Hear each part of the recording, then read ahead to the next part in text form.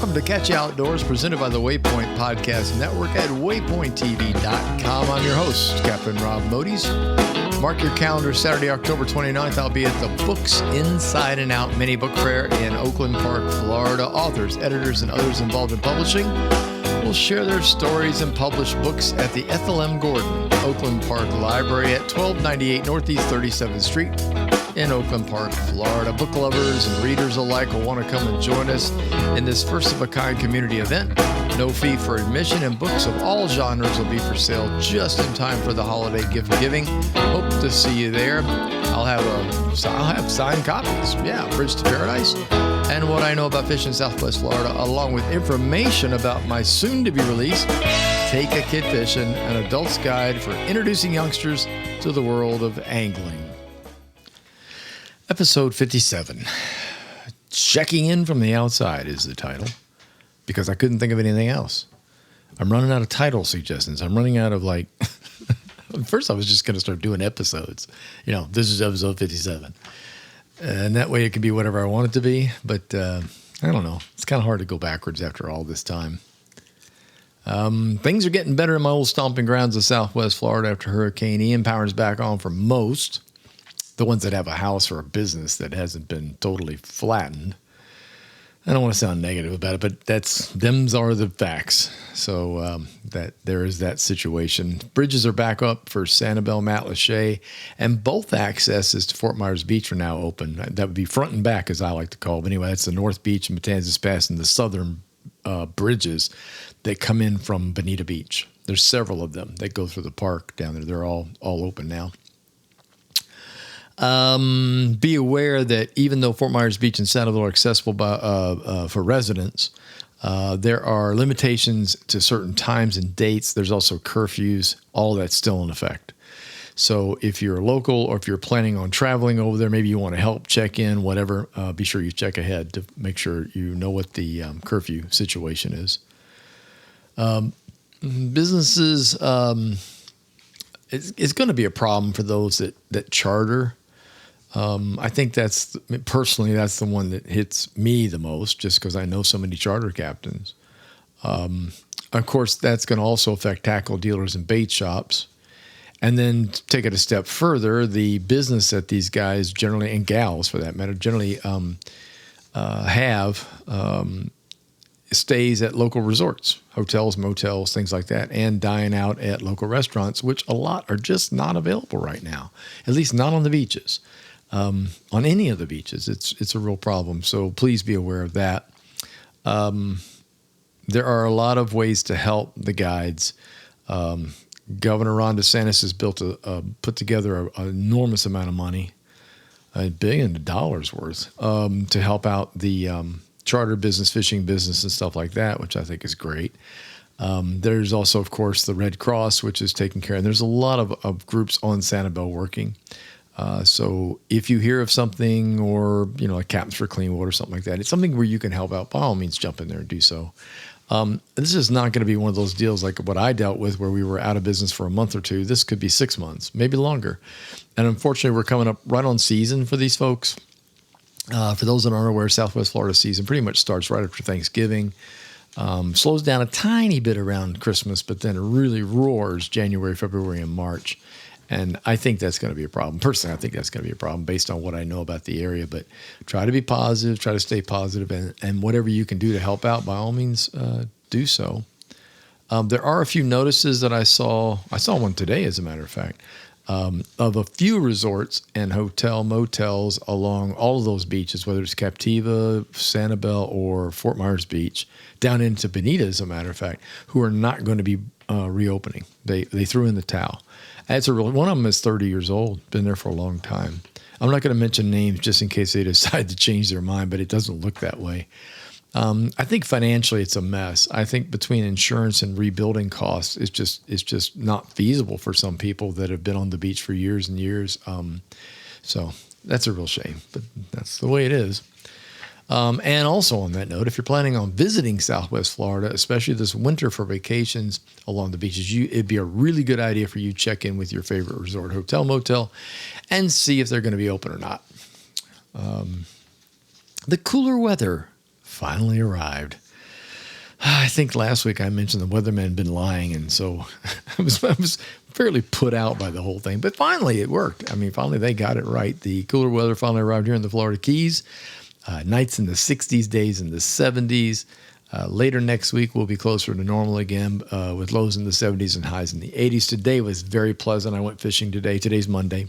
I went fishing, and it was really great. It was just the perfect weather. It's why we live here. We don't live here for August weather. We live here for winter weather when it's just beautiful, and it was gorgeous today. Fishing. Let's talk fishing. My fans love me to talk fishing, so I will talk fishing. I fished last Tuesday. That was the release day of the podcast last week. Pre-front. That was when it was still hot, still yucky, continuous little showers bouncing in and out, wind changing constantly. It was really weird. It was just a really weird. The front came down and got stationary. And when fronts go stationary in southern Florida, basically what happens is they just stop. So this little drift of wind you've had the whole time, it might be easterly or westerly. It just depends on exactly where the front is sitting. It just comes to a standstill, and then all of a sudden the wind starts coming out of the south again, which is damp. Typically our southern winds are damp and our northern winds are dry, especially this time of year. And so that's what happened. It came in and then it mixed with the low off. It was like right in the Atlantic off of Miami. It wasn't very far away. And that fed showers off and on. So it was really messy. So I did get a day in. I was hoping to get 2 in last week. It just didn't pan out. After the front went through and it cooled off and got beautiful, the wind blew. And once the wind it blows, even boaters hate it, much less being in a kayak. So, and because I'm fishing an open bay now, I'm not fishing some, little secure kind of backwater thing. I'm actually doing if you look up Largo Sound on a map, you'll get an idea. It's an enormous body of water. However, it's got lots and lots of great creeks that feed into it and mangrove islands and just, oh, man, today was spectacular. But I want to talk about Tuesday first because it's important to talk about pre-front fishing. That was, I mentioned last week I had decided I was going to try and do a little mix-up on the lures that I've been using, the artificial soft plastics. And I had grabbed some DOAs, Z-Mans, Zoom Flukes, Gulp, stuff like that. And I decided that not only was I going to use the glow colors, the white, the pearl white and stuff like that, I was going to go into the darker colors, specifically reds, rust colors, which always worked for me up in Pine Island Sound when I fished there a lot, especially for redfish and stuff like that in tannin water when the water was a little darker. And we had a lot of clouds going on. So I thought, okay, I'm going to try this. It's overcast. Give it a shot. It kind of worked. I mean, it kind of worked. I had a really good response to the Gulp shrimp in New Penny on a red jig head. Red jig head, a little 1/8 ounce red jig head. Nothing fancy, nothing special. Casting up around the mangroves, just trying to get a reaction. Mostly mangrove snapper, a few barracuda, but that's it. Nothing else to really speak of. I can't say that it was honestly any better than the whites I'd used the week before. I'm always willing to try, but I don't see, at this point, I just don't see much point in it. I think it's got an awful lot to do with visibility in the water. This is really neat for me, by the way. This is a learning curve. I know Pine Island Sound, Estero Bay, the west coast of Florida, all the way to the 10,000 Islands, inside and out. I pretty much know exactly what to tie on and what to use and when to use it. I'm at a loss here, which I love. I called into the radio show that I used to do this past Saturday, the ESPN show over in Fort Myers, Real Talk. And I mentioned that. This is really interesting to me because I kind of equate it to this whole hurricane thing that's going on. That hurricane shifted and blew stuff around like crazy on the West Coast. So all the way from Punta Gorda south toward the 10,000 Islands, there are new sandbars. There are new cuts. Heck, there's new cuts through islands. They opened them up. It denuded areas, so it took all of the overhanging mangroves from the edge of the water out. And if it didn't take them out, it blew all the leaves off. So all of a sudden, everything that you knew that was automatic, not talking about putting it in your logbook, and I'm talking about the entrenched things in your in your DNA when you fish day in and day out. You kind of know where to be at what time for what tide, what wind, what you just know. You know it's going to work, it's not going to work. That has all changed. For all of my folks on the West Coast, all of my friends, all my guide friends, and all the crazed fishermen that live there. And let me tell you what, there are a lot of crazed fishermen in Lee County. God bless them. They're going to struggle. I know they are, because this is radically, radically different. The guys that have been out there already on boats, not so much fishing, but moving product around for people, getting fuel, generators, ice, and stuff like that to the workmen, getting workers out to the outer islands to begin restoration. They've told me this. You would not believe how different the channels are, which also all the channel markers are mostly gone, so there's no way to find your way around. So even if you knew where the channel was, that channel's not necessarily there anymore. It's either shifted or completely been filled in. And so that for me is what's happened here. Moving to Key Largo a couple of months ago, almost 3 months now. It's really interesting because it causes me to really, really stop and reevaluate and think. I can't just blow into a place like I've done before and go, oh, the fish will be here, here, and here. That's not how it works when you move to a new area.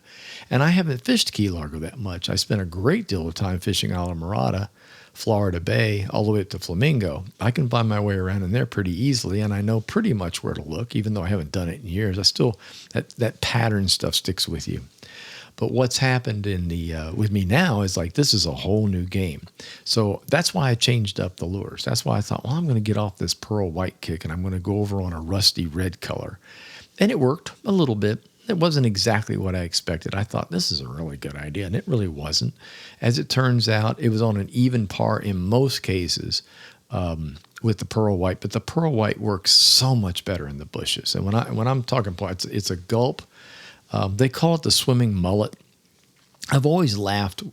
The first time they brought this thing out, and I bought a package of them, it looks like a tadpole. It does not look like a mullet. I don't even know whoever. Okay, Berkeley, whoever named your lure, you should try again. It does not resemble mullet. It's small. It's about the size of a full-grown bullfrog tadpole. It's got a kind of a bulbous front end with a couple of weird little eyeballs on top. And then it's got a curly tail on the tail end of it. It's shaped in that C shape, and how they do curly tails with a C. They're fantastic. They're wonderful. I used them a lot when they first came out in that dark reddish color for redfish on the West Coast. And I was very successful with that, which is a tip, by the way. If you do go West Coast fishing, you might want to stick them on. Yeah, probably. Over here, different. And I'm sure it has something to do with water clarity. The water here is crystal clear. Even in the backcountry water, it's just beautiful. And I think that's got a lot to do with the fact that that's why it won't work like I think it should, the darker colors. And I did try it on the cloudy day, which is the old formula. Nope, not so much. I went back to the white, pure white, Gulp's white, and it worked fine. I mean, I caught right away that the bite was a lot different. So I have to say that it actually works a little bit better. The biggest observation for me was the cudas were very, very active in front of the front, where I'm sure mangrove snapper probably were. The barracuda were like, they were on. I caught 3 really nice ones, one very big one, which, by the way, is a lot of fun when it's right next to the kayak. You cannot believe the teeth in this daggone critter. But they whacked the bejeebers out of white curly-tailed gulp. Specifically, it's called the mullet. And it worked great. I went through a lot of them, I'll say that. Barracuda have a nasty habit of tearing your bait to pieces if they don't completely rip it off. I tried one hard bait. I made the mistake of putting a top water on and doing some walking the dog. And this big cuda hit it and took everything. And I'm like, well, you know what? I don't think I'm going to be throwing $6, $7 lures at these things unless I put a piece of wire on. So that was kind of a big mistake. But it was an enjoyable day. Kind of bumpy. Winds came up later on. Winds came up like 11 o'clock in the morning. So it's like, okay, I know it's time to go. I got to get the heck out of here. So anyway, that's kind of a rundown of last Tuesday. All right. Now, I mentioned that I was in the process of ordering a Bixpy, Bixpy. That's a little motor. The Bixpy is a Just picture a miniature, not real small, but a miniature trolling motor, not the tube going up in the air, just the motor with the prop on it. The difference is it's a tunnel prop, so it's fully protected. It's lightweight, built inside of hardened plastic, and the prop is built in like a tube, so it creates like a vortex. More pressure comes, like a jet engine, more pressure comes out of the back end of it than just an open prop like trolling motors have. So I received it, I installed it. I was going to go fishing on, I guess it was Thursday when I got it. I thought I'll go test it out. And the wind was blowing 14 miles an hour steady with gusts of 20. And no, even in a boat, that's not fun. But anyway, I was like, nah, I'll just wait. So I got through the whole weekend. And then finally, things broke yesterday. It was windy it was windy Saturday. It finally broke, got nicer on Sunday yesterday, and today's Monday. I got out there. What a great toy. That thing, no, it's a tool. Well, it's a toy too, but it's a tool. What a fabulous thing. I rigged it up for the Hobie Outback. What you do is you buy the Bixpy motor and battery. It's a kit. You get all the parts and pieces you need in the kit. And then you have to figure out how you're going to install it. So there is one more step to take. You have to get the accessory with it. And in my case, I just got the Hobie drop-in accessory. So let me explain. The Hobies, for those who aren't real familiar with them, the pedals that go in there, they drop in through a hole in the hull and they snap into place. You put your feet in the pedals and away you go. The pedals it is not underwater. It's not a prop. They're fins, and they swim supposedly like a penguin or a seal. They're pretty remarkable how they work underwater. And they're flexible, fantastic. I love the thing. What I was looking for is power, a reserve power, a way to go fishing with my pedals as much as I want. And then when I go home, I could go further. In other words, I could pedal out into an area that I've never been, which is what I did today, and fish an area. And then when I'm ready to go home, I pop in the Bixpy and off I go. So remove the pedals, put them on the deck of the boat and deck of the kayak, and then drop in the motor. And the motor is very compact. The attachment for that, I think it was an extra $150 or so to get the attachment for the Hobie on top of the cost of the motor and the battery. The battery went underneath the seat. It's very well thought out. I can't tell you how well the instructions are how good the instructions are with this thing. It's fantastic. Everything is explained very, very well. And there are 2 or 3 YouTube videos that were excellent during the install, giving you little tips on what to do. And these were made by Bixpy. So to back up, I met these fellows. I met Jack Gates and Greg Brown. They were, I think, one of them was sales and the other guy was marketing. Yeah, there was a marketing and a sales guy. And they were at the ICAST show up in Orlando. And I was going from booth to booth, just getting ideas, not necessarily for me, ideas to talk about on my podcast. And I saw this thing and I went, ooh. And they had it set up in a Hobie Outback. And I'm like, oh gosh, look at that. Pretty much exactly what I've been thinking about, but I did not want to mount a trolling motor on my kayak. Too complicated. Personally, for me, I think too much trouble. You have to carry a great big old battery. For those of you trolling motors, you know what I'm talking about. A nice big fat 12 volt. I mean, at the very least, you might be able to do a motorcycle battery, but that's not going to give you any juice for any time. So anyway, this thing is amazing and it works great. I used it for my trip home from where I was fishing. It took me a good 40 minutes. The battery level never went down. So I don't know what they did, and I was using half speed. Now I wasn't going full tilt boogie, but I was, using half speed on it, and it worked extremely well. I was very, very pleased with it. I liked it so much, I'm going to buy the stern mount. Long story short, on the Hobies, you already have preset, newer Hobies from 2019, could be 2020. I think it's 2020 on. You have a mount system on the very, very back of it that was designed to mount the power pole to, the portable power pole, which, by the way, is another great addition. It's a portable anchor. And those holes are already there, so Bixby built a bracket system to mount the motor on the stern, and you can fix it with a kick-up. In other words, it doesn't turn left or right. It's just a motor mount, because on the Hobie, you already have a rudder. So you can steer with a rudder. You don't need to steer with the motor. You just need that for power.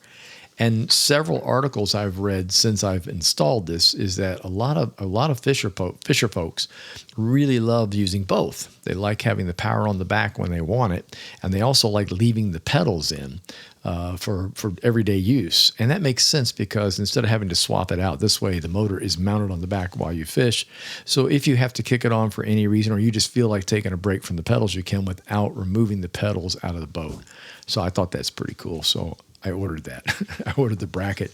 So I hopefully will get that. I think it's due in here tomorrow or Wednesday, and I'll file another report, let you know how that goes. So the fishing today, the fishing was wonderful. First of all, what made it wonderful again was it was having motor. As a backup, I want you to know that when I left the ramp, the beach really, I turned it on and played with it and thought, this is the coolest thing. I could not believe it would go fast enough that I was leaving a wake behind the kayak. It was, I mean, we're talking, this thing will move. So I undid it. I pulled it out, turned it off, and put my pedals in and pedaled off. Now, here's the cool thing. Testing it, making sure it worked first, because I'm that kind of boater. I decided I'm going to venture into a place I haven't been before because I get extra distance now. I fished with a couple of guys from Marco years ago, Mike, my buddy Mike, and his friend Dave. And one of the things we like to do was fish Chokoloskee. And so we would oh gosh, you have to pedal across Chokoloskee Bay before the fishing got serious. That wasn't a problem. It was coming home. Coming home sucked. You'd have this great fishing day in Chokoloskee, and you'd be hitting all these wonderful little islands and cuts. And I mean, and those two guys knew it backwards and forwards. So they took me along and pretty much introduced me to fishing in that area. And it was a ton of fun, but the ride home was terrible. You pedal and pedal. And by the time you get back to the launch area, you're exhausted. So that's where the motor comes in. Which, by the way, I'd highly recommend to them. They both have Outback, so if you guys are listening, yeah, you might want to check this little jewel out. So anyway, I went to this really cool place on the very, very far eastern side of Largo Sound that I had seen on a chart. It's full of little tiny islands and all kinds of great places, and it was fantastic. It was loaded with snapper. It was loaded with obviously all kinds of barracuda. There were fish blowing up around me, jacks, things like that. It was not only that, it was a beautiful area. It was just like the Keys are. I mean, you go into these remote areas all by yourself and there's nobody around, and it's just, I don't know, I didn't want to leave. I mean, it's been a long time since I fished in a place where I just thought, I'm just going to stay here all day. It was incredible. And I had a really, really great time. Got some keeper snapper, a couple of big barracuda. I hooked something huge. I don't know what it was. I was watching tarpon roll, so I would like to think that I had touched one, but I'm not really sure that's what it was. But it was big enough to blast off and bust me off just within seconds, but I don't know what it was. So I'm still looking for snook back there. So I met another kayaker back there, and he told me, he says, man, there's snook back here. He said, they're hard to get in here. He said, you really need a lot of water. And I said, okay. He wasn't willing to give a whole lot of information. That's okay. I get it. But it was fun. I mean, I really, really had a good time. And again, I moved back to the white gulp little mullets, and they just perform beautifully. So I can't complain. And I'm going to go back there as soon as I get the stern mount from Bixpy. I'm going to mount that up, and I'm going to run back there again, and then I'll seriously fish that thing. Really, really kind of pound it. All right, let's see. What else did I have on my list to talk about? Oh, something else I discovered. State of Florida. Just so you know, if you put a motor of any kind on your kayak, you have to register the kayak as a vessel. Yeah, so I got 30 days to do that. If you're underway on the pedals, it doesn't really make a whole lot of difference. But if they stop you with the motor running, it does make a difference. So if it's a motorized craft in Florida, kayak, canoe, anything, you have to register it as a motorized craft. It's a little tricky because you don't really have a title. I don't. You don't have a title to a kayak, so you just take your sales receipt in. I did some research on that, but just so you know, if you add this stuff in the state of Florida, you are going to be required to get a vessel sticker for it. Not very expensive. It's not like doing it for a boat, but it does have to be done. So I was kind of surprised. As most of you know, my wife and I are not only butterfly enthusiasts, we're also bird enthusiasts. We love the state of Florida is just great for that kind of stuff. If you're totally into the whole horticulture thing with the different plants and things that are required to attract butterflies to your house, the more power to you. We are very lucky. Our house is situated in a hardwood forest. And I mean literally in Florida hardwood. We have trees and things that we don't know what they are all around us. I mean, everything from like a mahogany type tree to, it's incredible. And it draws an awful lot of wildlife. The butterflies have been one thing, but what we were waiting on was birds. We are both big fans of the painted bunting. And if you don't know what that is, please look it up. Once you look it up, you'll go, oh, no wonder they like those. They're small birds, small sparrow size, I guess you'd call it. Most people know what a sparrow is or have them. However, the male is he's painted. He's like 5-6 colors. They're incredible, from bright reds, yellows, greens, blues, all on one little bird. And his female friend is mostly green, kind of like a parrot green with a yellow underbelly. Just beautiful little birds. They travel in pairs, mate for life. They spend all summer long up north, and then they travel down here to Florida for the winter. And it's not a breeding thing. They actually breed up north. They just travel down here to get away from the cold like a lot of snowbirds do. So they are really neat. The females show up. I found this out. I did not know this, but the females show up a couple of weeks before the males do. And so we had females a couple of weeks back, and it was just nice. We're like, oh gosh, they're here. And then the males showed up, and it's really something. We so far we have 2 males and 3 females. If you're in Florida and you live in a neighborhood, or you have kind of a thicket near your house, if you back up to woods, for example, or if you have a large hedge system that you can put a feeder next to, there's a really good chance you'll draw them in the wintertime. And it's just cool. It's one of those cool things. We have a lot of other birds, of course, but that's really cool. And the fact that we live near hardwood, that makes it cool too. We also have a really weird animal that shows up. We have the Key Largo wood rat. No, it's not as bad as it sounds. This is a smaller rat. It's on the endangered species list. It's fairly harmless. It eats bugs and seeds. It's not like a dig in the garbage rat. They're really, really incredible. And we found out that where we live is the last existing known place of these rats. They are basically in North Key Largo only. That's it. Dagny Johnson Park, which is right up the road from us. We visited that. I'm going to do a podcast about that in maybe a week or two and talk about that. Oh, it's beautiful. That was going to be a huge subdivision. They were going to change that into a kind of a Mediterranean style, going back to Venice sort of thing. It failed, basically from sales.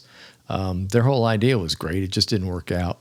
But what happened was Dagny Johnson, she's the gal who discovered that there were wood rats there, and they're the Key Largo wood rat, which is quite rare and is an endangered species. So guess what? That stopped the building anyway, even though they weren't going to go forward with it because they'd run out of money.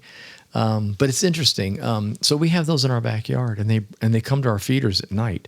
My nighttime cameras I have out back were being set off by these things, and we started with 1, then we suddenly had 6.